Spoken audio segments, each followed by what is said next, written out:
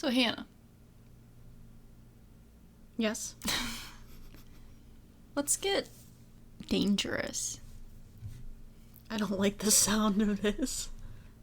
I want to talk about statistics and analytics. Statistics. Because I think it's honestly one of the most interesting aspects of us doing a podcast, for me personally, is looking at our analytics. Oh, you mean like our own stats? Yes. About our podcast. Our own podcast titled Research, Rank, Repeat that we host, that we're doing right now. I mean, I would hope people would know what it's titled since they'd be listening to this when they heard this. Well, you would hope so, but I just wanted to clarify for you because I don't think you realized that's what I meant. No, I didn't. So anyways, I'm surprised at how much I love checking the statistics. Not for the numbers. I don't care about our total numbers of listens. I like knowing where people are listening and what people are listening to. And we get both of those statistics. So we know what states are getting listened to. We know what you're listening to. We're like Santa. We see you when you're sleeping and we know when you're awake. We know everything. And we know where you live. Just to clarify, we do not know where you live. It just tells us the state and the number. And that's it. But it's been really interesting, Hannah. We have a surprisingly large international audience who loves Lady Gaga. Specifically Brazil. They're crazy for Gaga. They are. I think I checked, and our episode about ranking Lady Gaga music is 1/4 of our listens is to that episode alone. Yeah, it's crazy how many more listens that one has.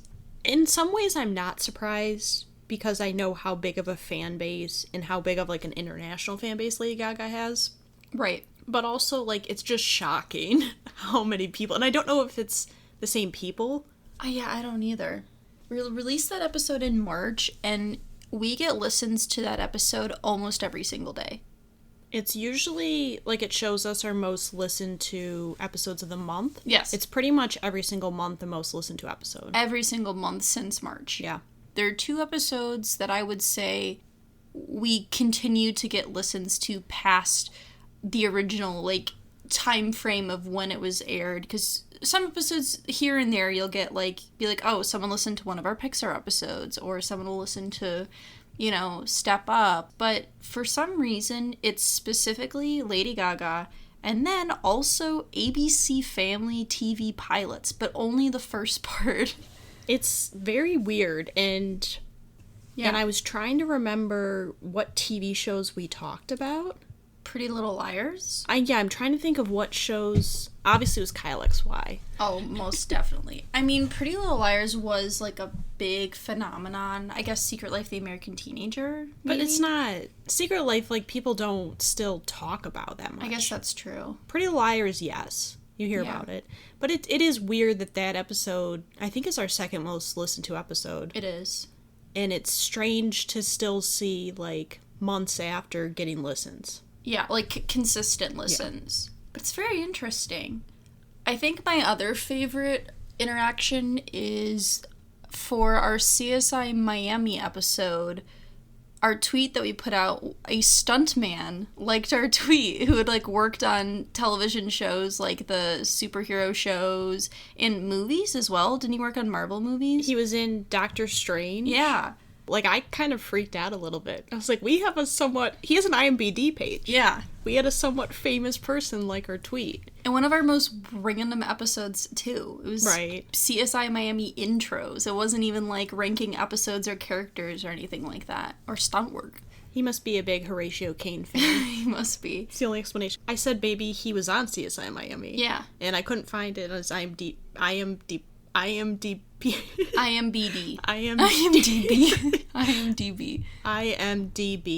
International Movie Database. Yeah, IMDb. Yeah. On his page, I didn't see any references to CSI Miami. So I couldn't find a connection there. So we don't know. But it's always just interesting to see, especially early on, when we would just get random countries.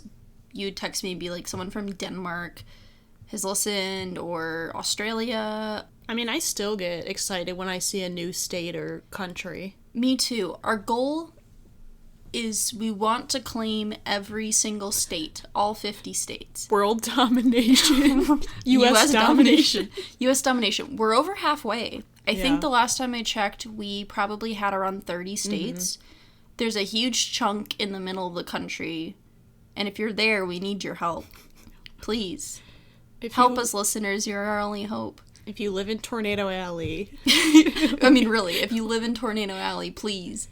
Or if you have friends who live in Tornado Alley, just tell them to listen to one episode. Yeah, they don't even have to, like, follow us or pay attention to us. Just, like, listen to one episode. You could pick the shortest one. Listen to our wedding songs episode. It's, like, 30 minutes long. You can even put it on mute. You could. Just play it. Just play it. Because, again, we don't care about the numbers. Like, we don't care about the amount of views and listens we get.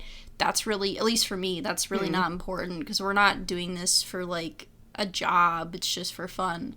No, I mean, we never set out to become, like, a huge podcast. It was never my goal. No. I just like to do it. It's fun. And it's fun to see new people come and listen that, like, a lot of these states and countries, we don't personally know anyone from. Right. Because when we first started, it was mostly just people we knew. Right, and so we knew certain states because we knew people who lived in certain states, and we knew they listened to it. So we could be like, okay, so that's this person, like, or maybe it's this person kind of deal. Then when we started getting international, it was like, oh. I think we have a country in every single continent with the exception of Antarctica because they don't have, like, listens for Antarctica, which understandable. But otherwise, we've claimed every continent, which is exciting. We're gonna claim them all. It's like Pokemon, gotta catch them all. Gotta catch all those listeners. You gotta get them. In a net. In a net. I'm sorry. That got weird. God. And some headphones. Tie them up in a cord. Okay, we need to stop. Just having all that data. It's fun to analyze. 'Tis interesting. It is. That it is. Cheers. Cheers.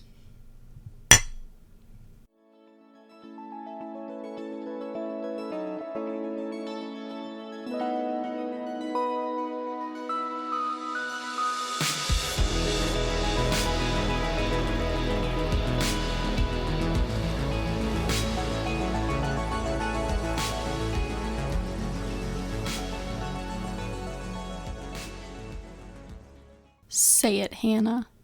Out loud. Throat girl. I want to do it. Take it again. Okay. Say it, Hannah. Out loud. Vampire. Oh, God. What have we done, Hannah? What have we done to ourselves? When we started this podcast, our very first episode, we talked about your first podcast you ever did. We did. And for a reminder, in case you've forgotten, I did a podcast in middle school about Twilight New Moon, the book. Twilight series New Moon. Did you ever imagine you would do not one, but 2 podcast episodes about Twilight in your lifetime? No, I did not. But the opportunity... The opportunity presented itself in the form of every single Twilight movie being added to Netflix. And I think either I or Tara, for those of you who've listened to our Step Up, Tara... God, I'm not ready for this. For those of you who have listened to our Step Up episode with our lovely guest Tara, she, I think, suggested that we should do... I think first the books or the movies.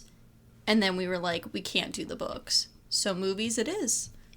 And we went through and we watched all 5 Twilight Saga movies. I think before we get into the meat of this episode, because I think we're going to talk a lot about the bad of Twilight. Can we just first say, like, how big it was? Just how big of, like, a cultural, like... phenomenon. Yeah. This was everything.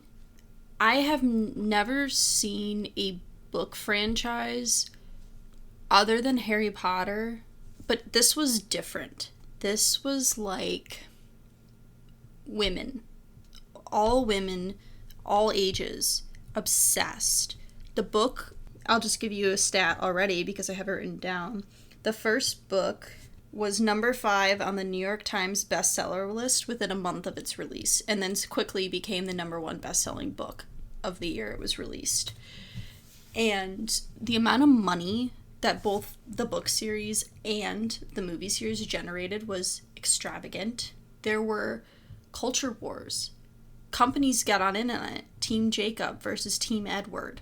T-shirts, merchandising, Hot Topic, clothing lines, video games.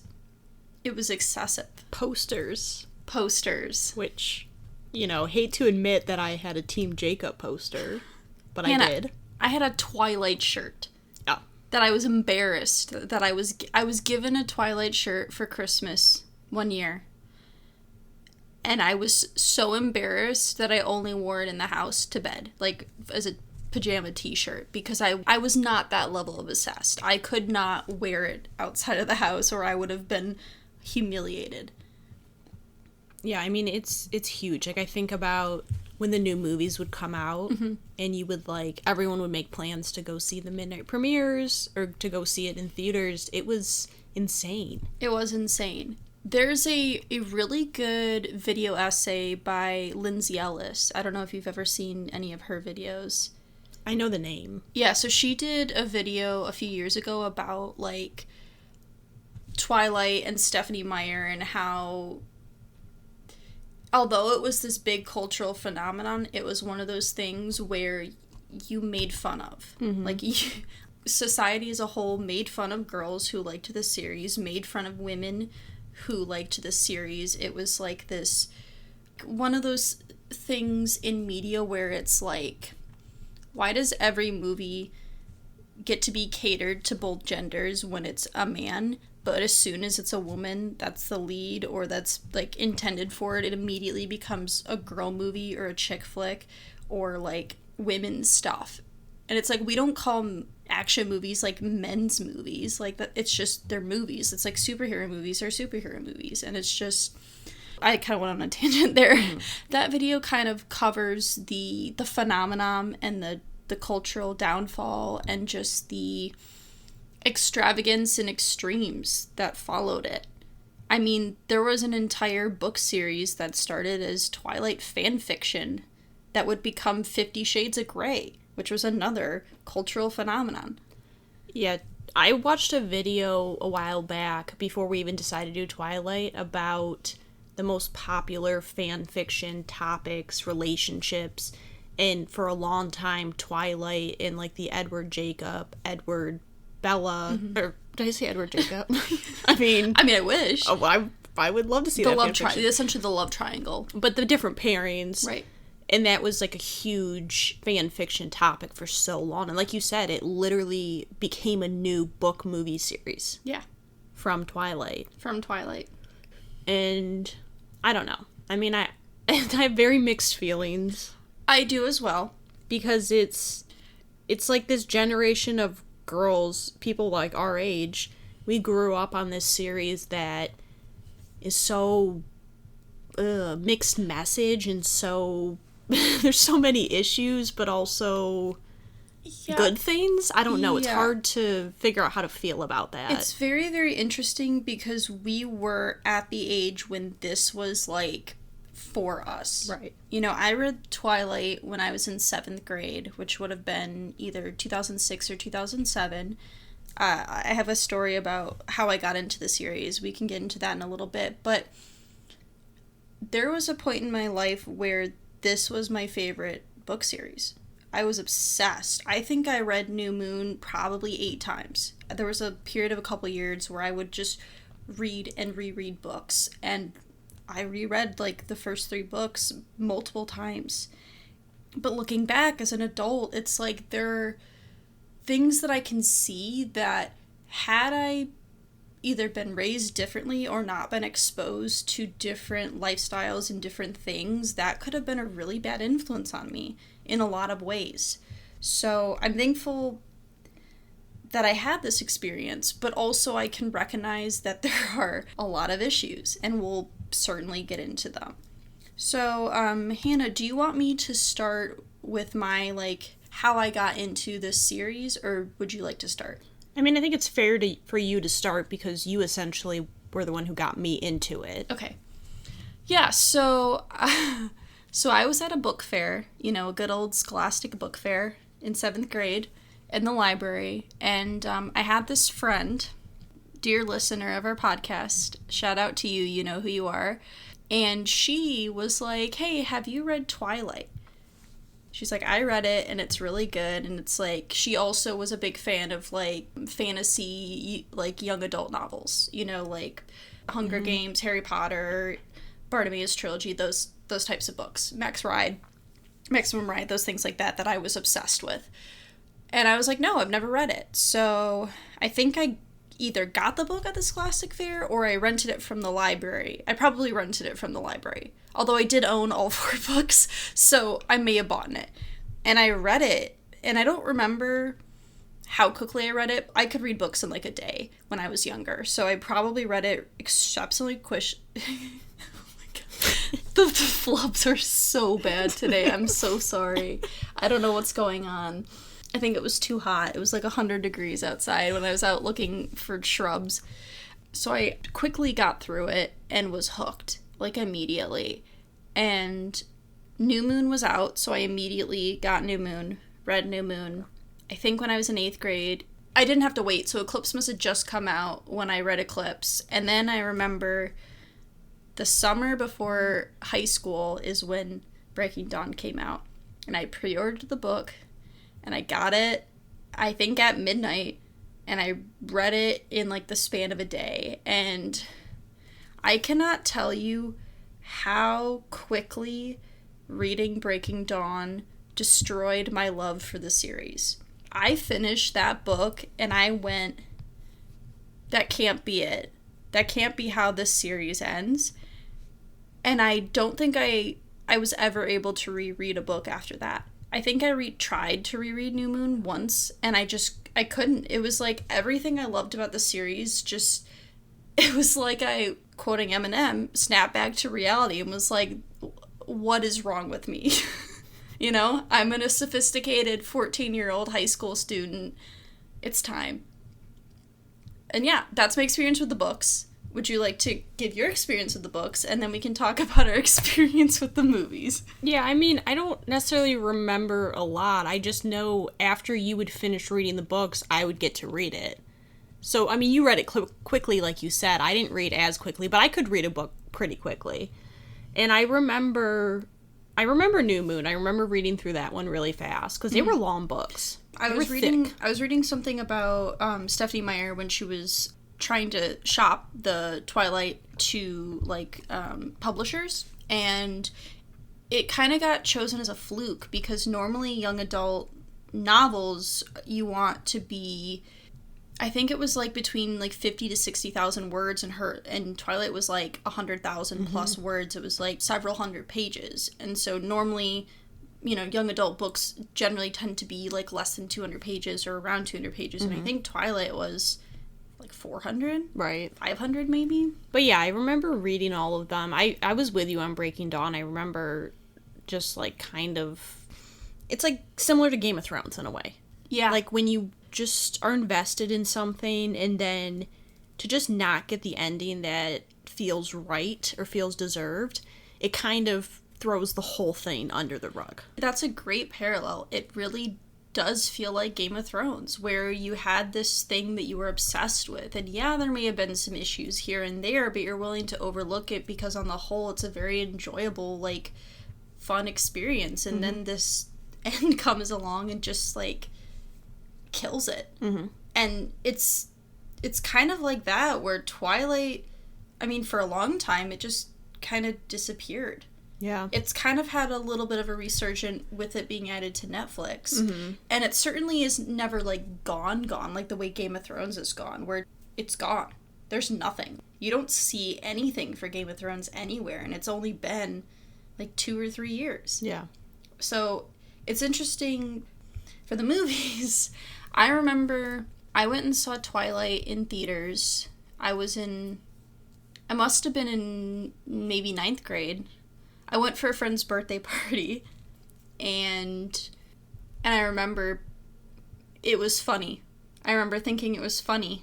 I didn't take it too seriously, and I never took any of the movies too seriously. I think every other movie beyond Twilight, me, you, and Tara, our cousin, all saw it together. Yeah, because they always came out around Thanksgiving. Yes. And we spent those couple years of Thanksgiving, we were always either at one or another's houses. Right. And so, yeah, we did. I did see the Breaking Dawn Part 2 in theaters twice. I think I saw New Moon twice and maybe Eclipse twice. I for sure saw New Moon with my childhood friend Emma. For sure. And maybe Eclipse. I can't believe, out of all the movie franchises that I've seen more than once in theaters, Twilight is one of them. And I am a little embarrassed to admit that. I mean, though, but if you think about it, we were at the age they were targeting it for. Oh, most certainly. Right. Every single movie came out when I was in high school. So, like, I'm the target audience, teenage girl target audience. You know? We didn't go to see them at midnight premieres. I don't think we were that obsessed. And also, we just saw the movies to see them kind of deal. See what was interesting, terrible. Well, and I like to see, too, what kind of liberties they take from the books and what they choose to keep and leave out of it. Right. I think we should probably jump into to the franchise itself.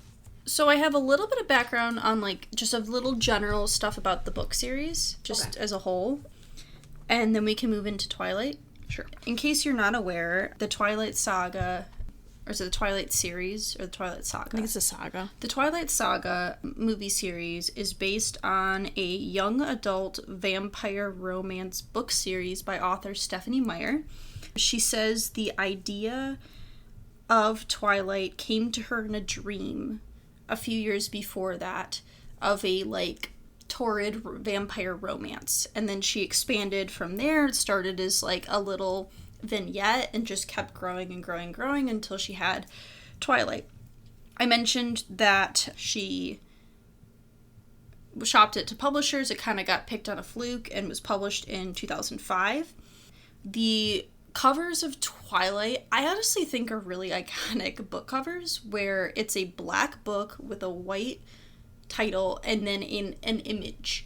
For Twilight specifically, there's an apple, and Stephanie Meyer says that was to represent the forbidden fruit, which is, like, you know, the human vampire romance. It's forbidden.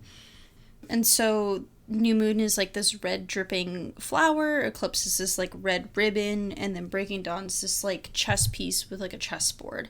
And I honestly think it's very, like, captivating. It's very simplistic, but I think it works.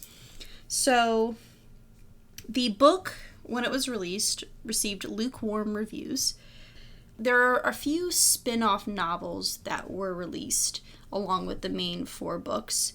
There is a little vignette about Bree, the vampire from Eclipse. There is Midnight Sun, which was Twilight told from Edward's perspective, which got leaked online. I remember reading the leaks. And eventually was released later on. And there was also, I didn't know, in 2015, she released a novel called Life and Death Twilight Reimagined, which was a retelling of Twilight with this character's gender swapped. So Edith, like, Cullen was a girl vampire, and Beau Swan was, like, a male human, which people seem to think was just a cash-in, which, I mean, I kind of have to agree with that. And that's what I have about the books. All right, Hannah, what do you have about series background? So this is just some general background about the franchise. Okay. As a whole, not a specific movie. So there's 5 films ranging from 2008 to 2012, and they grossed $3.4 billion worldwide. Yeah. Which is absolutely insane. A lot of money.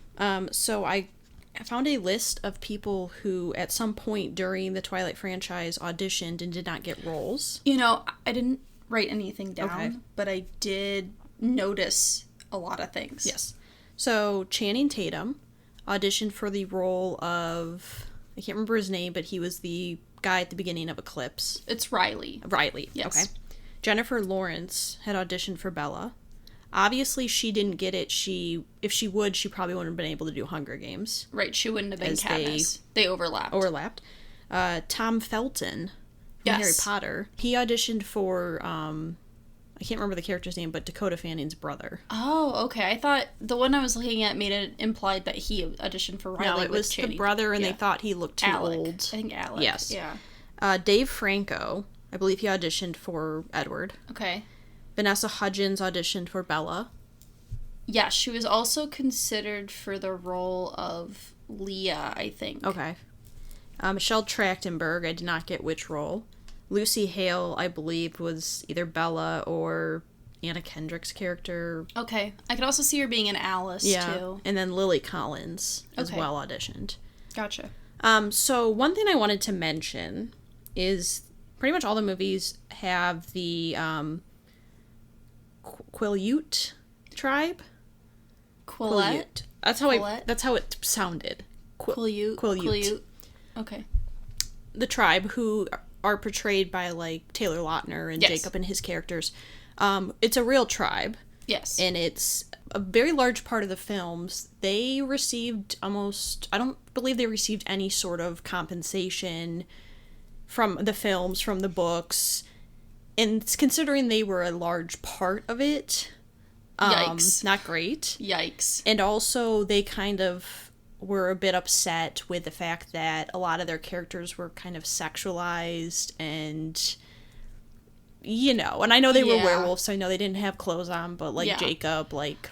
Well, I know Taylor Lautner, who played Jacob, has said that he had a lot of issues, like body issues, because of the fact that his role was essentially just him being shirtless. Yeah. And I mean, I have more notes on him. Yeah, but just the fact that they felt like their tribe was being represented in that way. Yeah. So I did want to just mention, in case anybody is interested about the tribe itself, I did a little bit of research, and they do have an organization that raises money for them to relocate their tribe, and specifically their school for the children in the tribe. Okay. Because they're located on the Pacific Ocean. Right. They're very close to, like, a earthquake, a tsunami zone, and so they're trying to move further inland in case there ever is, like, a catastrophic flooding or earthquake or tsunami. So they do have a organization called Move to Higher Ground. It's online in case anyone's interested in checking that out. But yes, I just thought that should be mentioned. Yeah, no, I think that is very important because I know that is a recurring issue throughout a lot of history, is both misrepresentation and also no representation. Yeah. So that's basically what I have on the franchise as a whole. Okay. So you have background on Twilight. I do. We are going to get into the first movie of the franchise, which is Twilight. It was released in 2008. It is rated PG-13 and has a runtime of 2 hours and 1 minute. So, a little bit of background. This movie is directed by Catherine Hardwicke. She was brought on after they had some issues with the script. So, the original screenplay was very different from the source material. It changed a lot of aspects. Like, it was very, very different from the original book. Like, Bella was going to be this star athlete, and so I think when Paramount, they had a shift within the company, like some production things changed and the movie subset became like its own thing. And so once that was done, Catherine Hardwicke was brought on with Melissa Rosenberg, who wrote the screenplay for, I think, every single movie in the franchise. They did a lot of work together to create a screenplay that was very faithful to the original novel. Stephenie Meyer was very involved in the production of Twilight especially, but the entire franchise, and she fought for some things that could not be changed. Like, she refused to let the vampires have fangs. She was like, it's very important that they do not have fangs. So Stephenie Meyer imagined Henry Cavill as Edward initially. Ooh. But he was deemed too old to play the role when it was time to cast for the movie. Right. I'm trying to imagine a version of Twilight where he is Edward. and I can't see it. Yeah, that'd be weird. So he also was offered the part of Carlisle, but he turned it down. So Robert Pattinson was not the first choice of the role of Edward, but he eventually was given the role. There was a little bit of controversy over the fact that Kristen Stewart was 17 when they started filming this movie, and the director was very like, look, you're working with an underage actress. You have to be very careful about how you go about these things. And what do you know? They ended up dating for years. How old was he? I don't know how old he was at the time. He was not 17. I can tell you that. Let me see. 96. He was 22. 22. So he was 22 working with a 17-year-old, which... That happens a lot in Hollywood. Yeah, it's not unusual for Hollywood. I don't think they started They didn't start dating till Eclipse. so She would have been, she would have been older. A few years on, still, you know, a little iffy. I've never heard anything about there being any inappropriate relationship between the two of them, but just interesting to know. The movie made $393 million in the box office. It was the most purchased DVD of 2009. It had a Rotten Tomatoes score of 49%, Metacritic 56 out of 100. I have now prepared a summary for Twilight. The Twilight Saga begins with the first of 5 entries, Twilight. Based on every teenage girl's book obsession in the late 2000s, we follow Bella, a bland, boring, uninteresting protagonist who begins her new life in Forks, Washington. She soon learns that things are not all that they seem when she meets Edward, a pouty, angsty, gaslighting vampire with a still-beating heart and eyes of gold. Cringe as you relive this dumpster fire that somehow manages to have great music. I would like to just talk a little bit about the music supervisor of this franchise. Okay, I was going to say what you want about the Twilight series, but the soundtrack was never bad. That was one of the things we talked about every single time we watched one of these movies, is how great the soundtrack and sound design is. So the music supervisor of these movies and who chose the soundtrack for these films her name is Alexandra Patsavas. And so she has been in the television and film industry for years. She's worked on some really notable films and television shows, notably Mad Men, The O.C., Grey's Anatomy, Chuck, Gossip Girl. She did all the Twilight films, Perks of Being a Wallflower, Bridgerton, How to Get Away with Murder. And a lot of these shows that she's worked on are well known for their music soundtrack choices. I know specifically Chuck is really well known for its soundtrack. Grey's Anatomy. The O.C. was really big. And Perks of Being a Wallflower does have a really good soundtrack as well. So she's been involved with a lot of shows and movies that are like specifically known for the music choices. So I just like want to give respect to her because she carried this franchise on her back. So before I get into the bad, when I watched Twilight when I was younger, Kristen Stewart as Bella, she was just so awkward. And I remember people used to make fun of her for it. Now that I've watched it as someone who's older, I find that it's almost like nice and relatable to have a character who's not what am I looking for? Like perfect. Not perfect, your but stereotypical high school student. Yeah, but who has like some charisma and like some good... I feel like people probably could have related to her in feeling like that awkward, like uncomfortable person. So I would like to just say sorry to Kristen Stewart as me as a younger child, feeling that she was like not a great actress. I think she gets a horrible rap. Like people always say that she's not a good actress, and they usually always refer to the Twilight series. The problem is she is acting how this character is written. Bella is this, I think how it was described in a video I was watching, is she is a stand-in for the reader. And in this case, the viewer it's like she doesn't really have like a personality. As I said in my summary, she's pretty bland, like not interesting, and kind of like this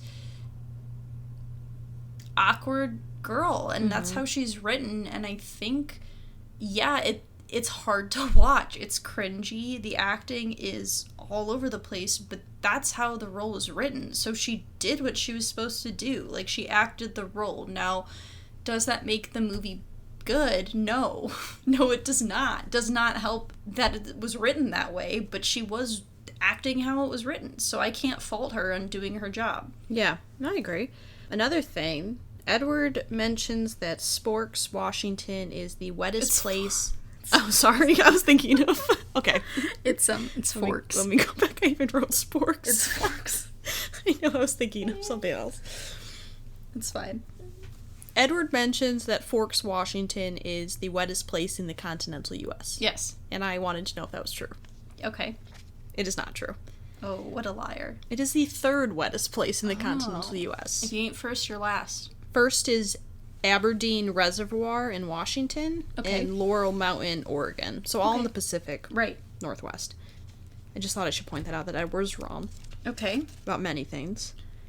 I think we should probably just get into this now, that the relationship between Edward and Bella in both the books and the movies is at times very toxic, and I think really unhealthy views towards, one, teenage romance, but also just the relationships, realistic relationships. Now, I understand that this is a fantasy novel, that this is not based in real life, because to my knowledge, vampires do not exist in the real world. And maybe I'm wrong, but I'm pretty sure of myself on that.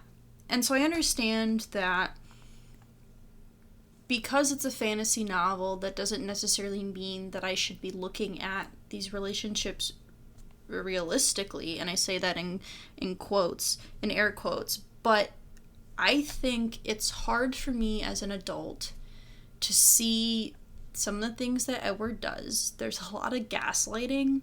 There's a lot of just, like, gross, like, stalker behavior from Edward, especially in this movie. Like, I feel protective of you, and, like, follows her around places, and I understand that our teenage romances can have these, like, really passionate, you know, like, love and affection, but there's a point where it crosses over into obsession and controlling and inappropriate, and this series as a whole, but specifically this book, really sets a bad example, especially for the target audience being young girls. And I would like to say that when I was reading this, I was not thinking these things. I was, 12 or 13, probably 13 when I started reading this series, and I did not have this perspective. I didn't like Edward. I liked Jacob. Team Jacob, just want to make that clear right now. But he also has problems as well. Analyzing this as an adult, there are so many issues with these relationships. And I just wanted to be upfront with that really quick, that I really have a lot of problems. And it's really hard to not be upset and have a difficult time watching it because of that. I think when you're making any sort of creative thing, and I understand it's you're the person creating it, so ultimately you can do what you want with it, but when you're marketing it for teenage girls and teenage boys, any sort of adolescence group, I think you have to be really careful about the message you're putting out there.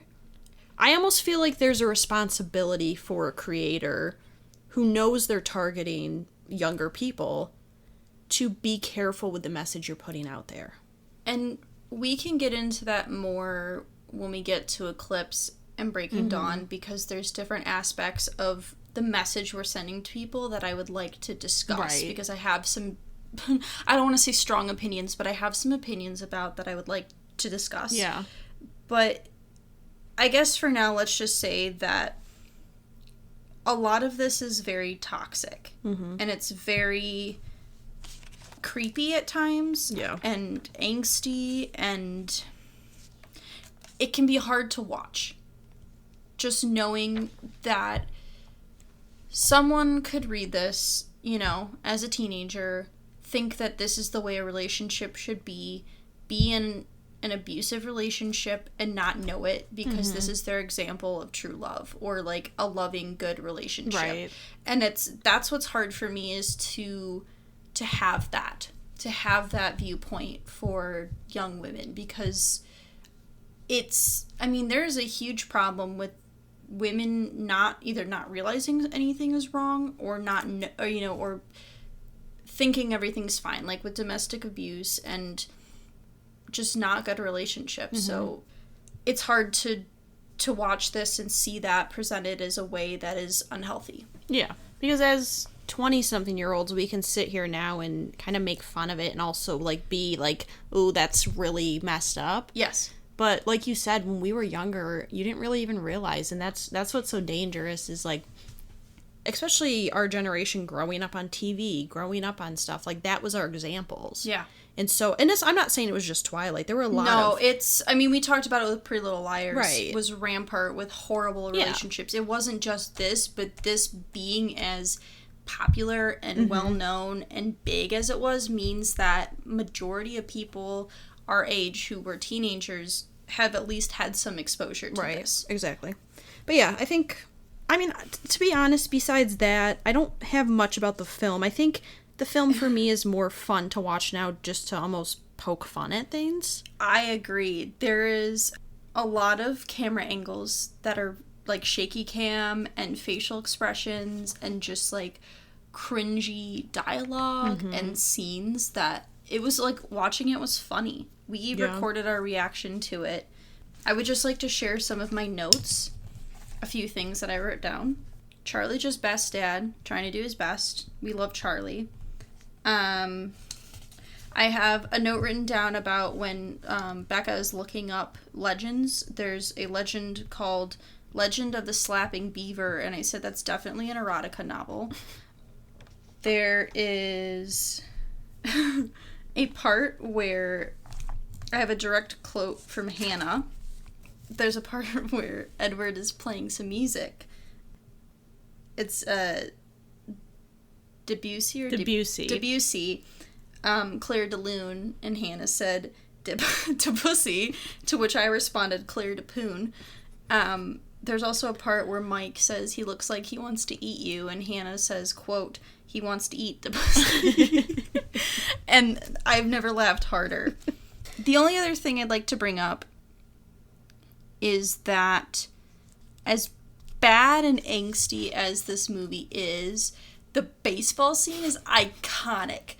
I thoroughly enjoyed the baseball scene for both the music, the visuals, and just that's the kind of movie I would like to see. Like from this franchise, it was the kind of fun visuals from the book because the baseball scene was just a scene in the book. Like it was just a thing that happened. They played baseball, oh look at them. But in the movie, it became its own thing. Alice pitching, that's an iconic scene. Just everything about it was iconic. That's my positive. That's my Twilight positive, baseball scene. Baseball scene and Charlie. And Charlie, yes. It's so interesting. I have more to say about Charlie when we get closer to the end. His journey, his whole role in the films. Yes. But I just would like to say it's so refreshing to have a dad character who's not just completely clueless and who's actually, like, concerned about his daughter. Yeah, and he's not, like, an exuberant, over-the-top. For instance, like, I love Stanley Tucci's role as Olive's dad in Easy A, but, like, he's an eccentric, exuberant, over-the-top kind of role, and I love that. But Charlie is this kind of quiet, reserved police officer, but he clearly cares about his daughter and wants what's best for her. Right. And exactly. we love a respecting, loving father. We do. Okay. So we can't really do best. We can't. We've decided. We couldn't bring ourselves to do... Well, no, I take that back. We have one best. The only thing we have decided we'd like to pick the best of is the best song. Best song use in the movie. So we have that, and then... Okay, so then we have the worst CGI moment. Yes. We have the worst vamp moment, or vampire moment. Of course. And then we have our favorite quote, but technically some of them I picked were like the worst line. Yeah, I like to think of it as more just lines that I liked for specific reasons. Could be, for Twilight, it's because it's cringy and like funny. Some of them are like, I just liked the way it was delivered, you know? It kind of depends, movie to movie, it changes. Yes. So, why don't we start with the worst vampire moment? Okay, so my worst vampire moment from this movie is when, right after the baseball scene, James gets a whiff of Bella and is like, you brought a snack, and then they all start hissing at each other. They're like crouching and hissing. That is my worst vampire moment of Twilight. Okay.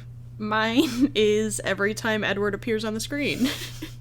But specifically him saying that he feels very protective of Bella. Yeah, there's a later movie, I didn't put it, but I was literally just gonna write Edward existing. Yes. I thought about it, though. Okay, what about your worst CGI moment? So, my worst CGI moment is the piggyback vampire running, where Bella is on Edward's back, and they're running through the woods on piggyback. It's rough. That was my exact CGI moment. So, what was your quote that you chose? I had to do hold on tight, spider monkey. I also picked that as well because it's like, what? It's just, I can't remember if that, I think it was in the books. I think that was a line from the books, and it's terrible. It's so bad. It's so bad. Oh, God.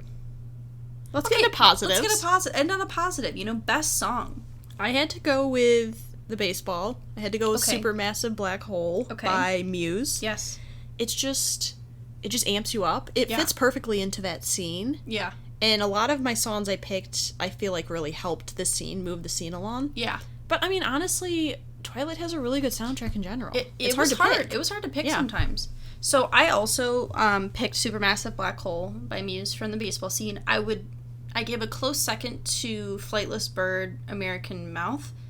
Was that the first movie? Yes, it was at the end prom scene where they're dancing. Oh, they use it again. Mm-hmm. It gets used again, but in the first movie, it's used when they're dancing in the gondola at prom, and he's like, "I'm gonna bite you," or she's like, "Bite me," and he's like, "Not yet." And I would just like to say that I forgot that song was by Iron and Wine, and I've seen Iron and Wine in concert. Oh, when I was looking at the soundtrack on Spotify, I was like, "Oh, who sings this song?" And I was like, "Iron and Wine," and I was like, huh, I've seen them perform. I don't remember this song being at that concert, but I was like, oh, that's cool. That's interesting. Fun stuff. Okay, let's get into New Moon. New Moon. So, New Moon came out in 2009, PG-13, and it was 2 hours and 10 minutes. It had a 4.7 out of 10 on IMDb, a 28% in Rotten Tomatoes, and it grossed $712 million. Wow. So this movie, when it came out, it set the domestic box office record as the biggest midnight screening, $26.3 million It's insane. in one night. Yeah. It's the third highest domestic opening weekend since 2002 at $142 million at that time. At that time, yes. Obviously not anymore. Yes. And the DVDs, they sold 4 million DVDs in the first weekend it came out. That's insane. So they had a new director for this movie. They did. Christopher Weitz, I believe. Sure. He replaced Catherine Hardwicke. Yes. And then it did get nominated for like MTV Awards, Teen Choice Awards, but also for Razzie Awards, which we've mentioned is the worst. Yes. It's a show for the worst. Of course. So Taylor Lautner in this movie, due to having to be physically larger, they were considering recasting him at some point. Which is, as we learned, they will easily recast people. And he wanted to keep the part, so he did exclusive weight training, and he gained 30 pounds. That's insane. There's only a year between movies. Yeah. I mean, you know, the production and everything. But roughly a year, yeah. Right, so he gained 30 pounds for this movie specifically. Okay. Would you like to provide a summary? Yes. Werewolves, vampires, Charlie, oh my. The tans are extreme, the shirts are off, the abs are out. After Edward dumps and then abandons Bella in the woods, it is up to Jacob to come to the rescue? Will Bella find a new love, or will she go right back into the hands of Edward and his toxicity? I would like to share a quote that was a direct quote from someone who I was talking to today. This person is a guest of our podcast, Tara. She said, quote, "The highlight of the entire series is in New Moon when Jacob takes off his shirt." Yeah. I remember being in the movie theaters and grown women, probably in their 40s. Were wooing. Which, as someone who's older now, like, that's a little creepy. He was not that old in those movies. No. He was, I think, underage. He might have been... Or, like, 17, right. 18. He was right around, the same age as Kristen Stewart. But, I would just like to point out that I never wooed or out in a movie theater, again, because I probably was, like, 14 or 15, so I wasn't doing that. Also, I wouldn't do that anyway. But... this movie, it's not bad. Going from Twilight to New Moon is... what did I say? I said... this one is a lot less cringe and a lot more bearable. Yeah. I mean, there's definitely still... the whole Bella being caught up on the fact that she's aging and Edward isn't. Yeah. Is annoying. And also the Romeo-Juliet parallels are bleh. Yeah. The Toxic. fact that Edward just leaves her in the middle of the woods by herself. Yeah. That is... I still can't believe that was like a thing that happened in the books. He was just like, yeah, I'm dumping you, but also I'm just leaving you in the woods, so like good luck. Yeah. I mean, I think this one's so interesting because I personally think that, and I don't know if it's the actors and actresses, but I think that Bella and Jacob seem more natural together. I have a note that says, quote, "She seems way more natural with Jacob than Edward." It's almost like she feels more comfortable with him. In the book, or the movie perspective, she has known Jacob. They kind of grew up together. Yeah. And so there is that familiarity, as with Edward, they, met later in life. So I don't know if it's that or if it's just, sometimes I think just actors and actresses have a little bit better chemistry. Yeah, I think their chemistry worked really well in this movie. Yeah. Together. And I think going forward, there's still times where I'm like, I think Bella and Jacob have better chemistry. They have more natural chemistry than her and Edward do. And I really like to see their friendship and their kind of relationship. I don't know how I feel about it, because at times, here's what I'll say. Bella is pretty upfront with Jacob about the fact that she's still in love with Edward. Yeah, she is... very clear that she had this horrible heartbreak with someone that she had this unrequited love for, who dumped her, and she has, love for Jacob, but not the way that he wants it to be, a romantic love. She has, like, a platonic love for him and really likes spending time with him, but she is not ready or does not want to have a relationship with him. Yeah. And she's pretty... And, I do have a lot of respect for the fact that she is very clear about that in this movie. Right. And I think, specifically this movie, I actually think they have a pretty healthy relationship in terms of, like, talking about stuff that's going on. So I respect it for that regard. I still think there's a lot of, like, still not great things happening. And for sure.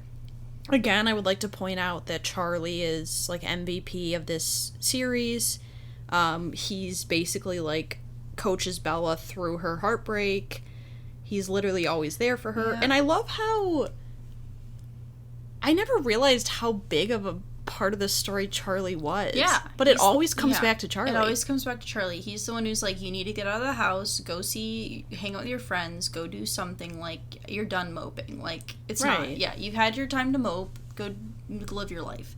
Yeah, and it's, it's interesting. I love the awkwardness of this movie in the sense, like, specifically, like, the movie theater scene, like, how uncomfortable that is with Jacob and with Mike and Bella. And I love Anna Kendrick in this movie. Oh my god, she's great. I love her too. We stan Jessica. Yes, we love Jessica. One other thing I'd like to talk about is a lot of the theme of this book is Bella doing a lot of reckless, adrenaline-seeking behavior because it allows her to see this, like, ghost or spirit of Edward basically telling her to stop. And I just want to talk about that. I totally understand that perspective. I know some people have said it's like, don't understand or think it's stupid, like they're writing, but it's a lot of this, it's a way she can feel in control of the situation. If she's being reckless, she's in control of that, and it allows her to, like, because she didn't have control over the fact that Edward left her. Like, she did not have that opportunity to make a decision on that. It was made for her, you know? And so I think that's a really interesting perspective that you don't necessarily see a lot, or portrayed in that way, at least. And I have a lot of respect for that. That's one of the ways that she deals with it, is just taking these risks and doing these things to just, like, feel something or have that connection that she doesn't have anymore. Right. And I mean, you have to remember that she's a teenager. Exactly, yeah. She's a teenager. And so things that maybe people who are older now, we look back, like I look back on stuff I did when I was a teenager, and it's like, what were you thinking? Right. But that's kind of in your mindset, and, you know, basically Edward is her world, which, blah. She says at one point, you're my only reason for living. You're my only reason to stay alive, end quote. That might have been and Edward. I wrote barf. I literally wrote barf too. Yep. But yeah, so I mean, I think she's a lot less awkward in this movie. Yes. And I don't know if that was a choice made by the film crew because of the response to the first movie, or if it's just because she's a bit more comfortable. You know, she's not the new person in town anymore and everything like that. Right.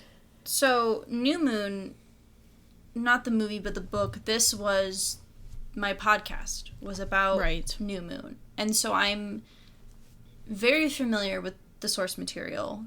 It was my favorite book of the series. I mean, if I had to reread them, it probably would still be my favorite book of the series.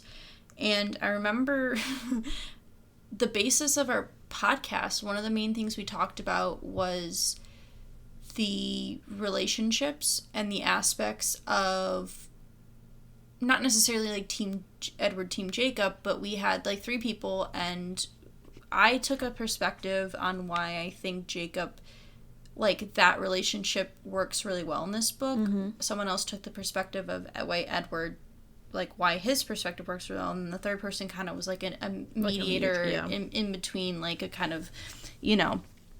And I think that this movie really sets up one of the worst love triangles in the history of teenage romances.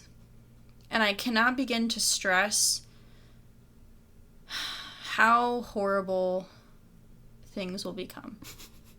But it starts at the end of this movie. Yes. You get a taste of it, and it just gets worse. Yeah.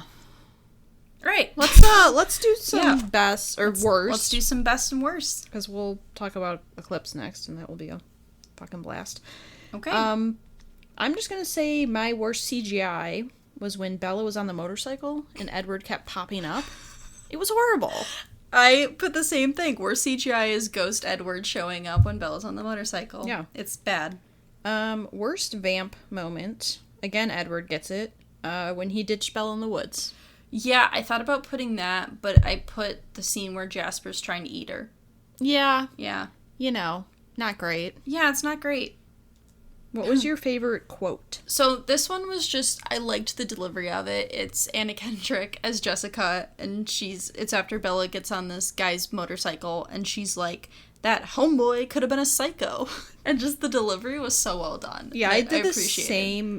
She's like, what is wrong with you? Yeah. She like literally was like, okay, you just like went on a random motorcycle ride. With a random man. My best song is called Possibility by Likey Lee. Okay. Likely plays during the scene where Bella's sitting in front of the window. That montage? Yeah, where it's like the 3 or 4 months, right, just showing the passing of time, where right, essentially she's just like in this depressive state. Yes, and I do I like what it adds to that scene. Is why I picked it. That was my runner-up. The one I picked though is called "Hearing Damage" by Thom Yorke or something.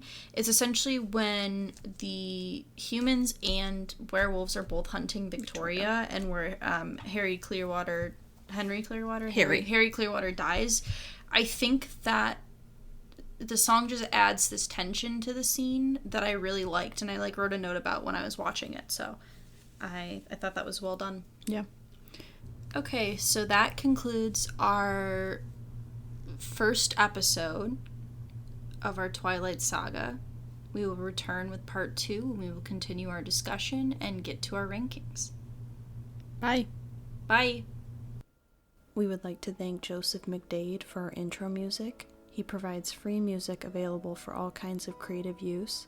The song that we used is called Sunrise Expedition, and you can find it and his other music on his website, josephmcdade.com. If you would like to reach us, you can email us at r3podcasts@gmail.com. That's R, the number 3, podcasts@gmail.com. Or you can find us on Instagram by searching Research Rank Repeat.